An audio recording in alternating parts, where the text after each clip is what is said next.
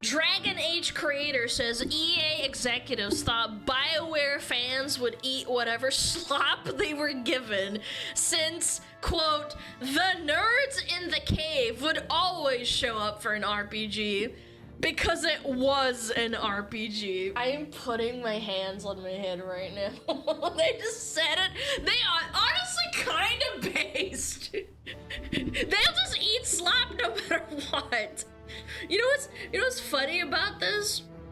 It's like this have your cake and eat it too kind of scenario. If you ask me what I thought AAA dev studios were thinking when they started this bullshit DEI, like this woke pandering bullshit, I would have said that I think they're just pandering to a new audience that they think will be more profitable. Like, it makes sense logically, right? But it turns out they thought they were going to consume the slop no matter how bad and pandery it is, in addition to garnering a new player base that only plays their games because it has like pride flags or some shit. Like that's crazy, man. I don't even know what to say. Dragon Age has always sucked, and that's not true. Dragon Age has not always sucked. I think Dragon Age Inquisition was pretty good from what I understand. And Origins was one of the leading RPGs back in the day, like in the 2000s and 2010s. I think it came in 2007 or 8. Peter Mandelson, I don't know how to say this word, Alleginius right hand of Tony Blair's Labour Party. What? In the late 90s, once remarked to a colleague that the party had no need to focus on its traditional voter base and could safely dedicate itself to chasing more affluent, middle-class conservative voters. After all, said Mandelson, its base had nowhere else to go. Don't worry, I promise we'll get to Dragon Age. Okay. This is a little bit out of left field, but I'll keep reading, sure. Yo, smugglers, here to quickly interrupt your latest React viewing to tell you about this adorable SmugAlana Fire plushie. Kick it, point it, do whatever you want, but she goes away forever, ever, ever on June 24th, so grab yours while you can. 14 years of conservative party rule later, and you might think that kind of reasoning has been proven bankrupt, but only if you underestimate the powerful minds of the world's corporate executive class. It's not quite as consequential as the direction of British politics. But it turns out that EA had its own version of that thought process when it came to running BioWare in the 2010s. Uh-oh. A notion that RPG fans would gobble up and slurp and glorping up whatever you chucked their way, so long as you could plausibly call it an RPG. Instead, they thought BioWare should focus on making games that appeal to people who don't usually play RPGs. Chat, I don't know about politics in the 90s, but I think a better modern day comparison would be like left-wing male voters, I'd imagine. Now, my knowledge of this literally is Twitter posts, so don't take me seriously, but I feel like I sure have seen a lot of like, how do we get back the male voters recently? Like, didn't we watch an entire shoe video and then a response thing to that as well? Anyway, yeah, it turns out no matter what walk of life, no matter what the situation, if you don't appeal to your fan base or your voter base, they leave. What? No way. What? What? Oh. Absolute fucking shocker. Who could have seen this coming, chat? Wow, what an absolute fucking mystery. And to top it off, you didn't just stop appealing to your current audience and giving them the things they want, but you also actively introduced political and cultural war bullshit that they actively tried to avoid by playing your fucking video game. It's like you were some kind of like masochistic mosquito lover and then you bathed yourself in like mosquito repellent and then you wonder why you don't see mosquitoes anymore around you. Like you just can't believe these people are so fucking retarded, man. I can't believe you built these billion-dollar, no joke, billion-dollar gaming studios when you're actively this fucking stupid. Oh my god, really? Alienating your audience and then they go away? Nah, really? Yeah, and then you antagonize them actively. Imagine not giving your fan base what they want. You don't even guise it under like, hey, I'm gonna give you what you want, but then also introduce things that I think would be a good idea. You take away everything. The Tommy Mommy strats. I can't believe you guys are saying that. That's wild. So says David, creator of the Dragon Age setting and BioWare veteran, in a recent chat with Games Radar. Per David, EA bosses used to refer to RPG stalwarts as living in the cave. I'm not sure if it's based or like a little bit too on the nose. I don't know what to say. That be the nerd cave, you see, where the nerds lived. You made an RPG and the nerds in the cave would always show up for an RPG because it was an RPG. They just straight up fucking said it, man. That's crazy. That is insane. What are these people, 90s jocks? Yes, they are. These bosses, these EA bosses they're talking about. With EA bosses convinced that the nerd cave would spill out its denizens to any game with BioWare on the box, their philosophy became that you didn't have to try and appeal to them. You had to worry about the people who weren't in the cave, which was what the audience we actually wanted. Which was much larger. Oh my god, where have I heard this before? This is so sad. Can I get an F in the chat, dude? There's so many games, like, I can name off the top of my head that are like this. We have to spread out our audience. We have to get more people to play my game. I just can't believe how fucking stupid you are. This is insane. This is what happens when the suits take over your small indie game company. This is what happened to Blizzard and many others. I shouldn't have to explain this. You didn't want to try and appeal to them.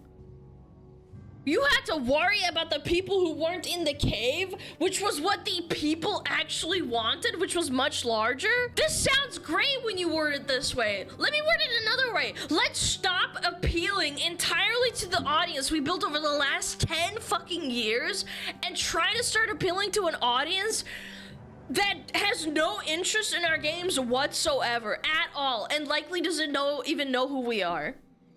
Does that sound like a good idea to you, chat, when you word it that way? No, of course it fucking doesn't. And a reminder, chat, this sentiment, like this thought process this went through so many people and it still went through. Like it still got passed through the EA bosses and everyone else in between, all the way down to the last person. They actually tried to do this. This wasn't like a ha-ha, little tee-hee-hee-hee, little whoopsie-doopsie, fucky-wucky. This was a thought out and deliberate decision that they pivoted to. You deserve your company going under. You deserve to lose everything. This is a colossal fuck-up. You don't deserve to recover from this if you were this stupid to even try or attempt at it. This is like a commercial airplane fucking pilot deciding he's gonna try and do a barrel for the first time, like on a flight from New York to London. And then he crashes and kills everyone, but somehow he climbs down and is like, oh shit, oh man, maybe I should do it again. Maybe I should keep going and doing that. Yeah, you don't get to be a pilot anymore after you crash an airplane like that. It's over, like, stop. Which is how you ended up with the decidedly more actiony and slick. Oh, I hate this. Oh my god. Oh my god. Streamlining games and then calling them slick. Ah. Oh, that just triggers me. I'm Trigglypuffed right now. Actiony and slick. Cinematic focus of games like Mass Effect 2 and 3 and Andromeda.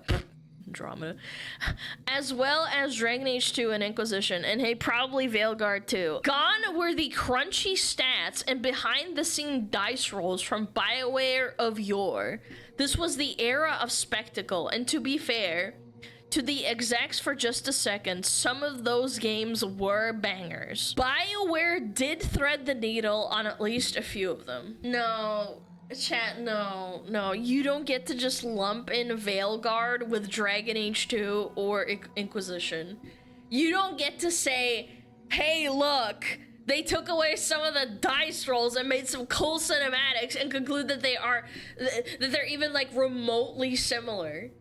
Because the writers of the old games actually wrote cool stories that appeal to young gamers, like mostly men, sure, I get it, but they actually wrote cool stories.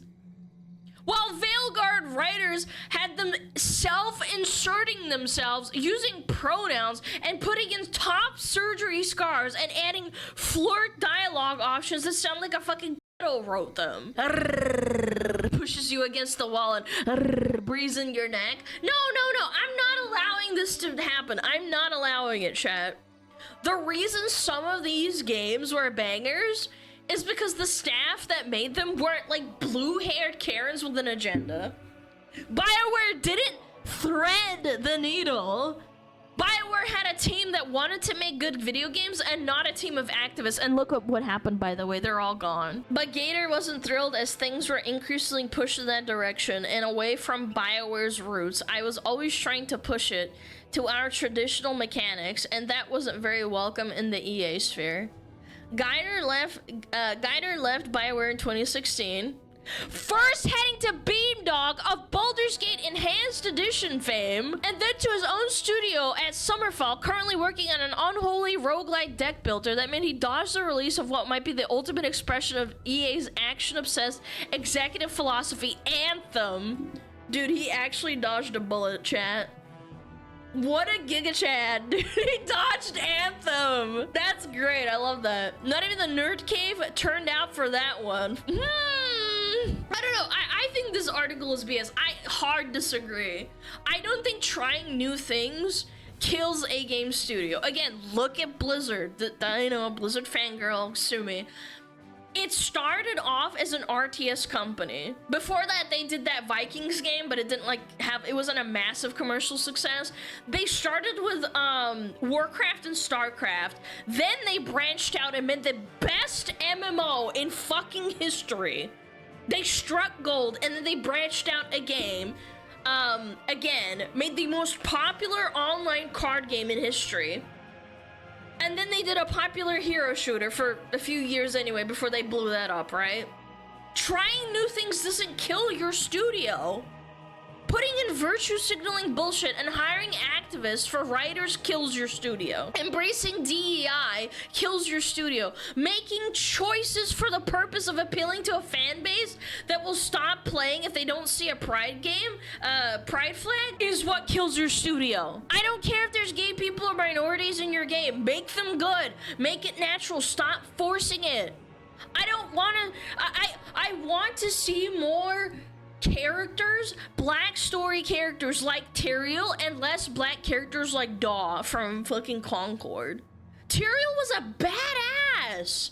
Nobody said a damn thing when he fucking came down and there was that cinematic with him being the shooting star that crashes into the church, and it's or whatever it was, I forget, it's been fucking 10 years. He was a fucking badass. Nobody said a word. I don't remember a single person being like, wow, Tyrael is such DEI, because it was fucking badass. He was so fucking cool. I miss when characters just were badass and it was just them. Why don't we just make good games and the storytelling is good instead of forcing it? The lowest common denominator, in my opinion, can understand and sniff out when something is forced. You can just tell very easily just from the writing and how characters interact. They don't sound natural. Like, for example, a really good one is Saints Row. They have gay characters, they have jokes and stuff, but they don't land because it's like, it doesn't make sense. People don't talk like this in real life. They just don't.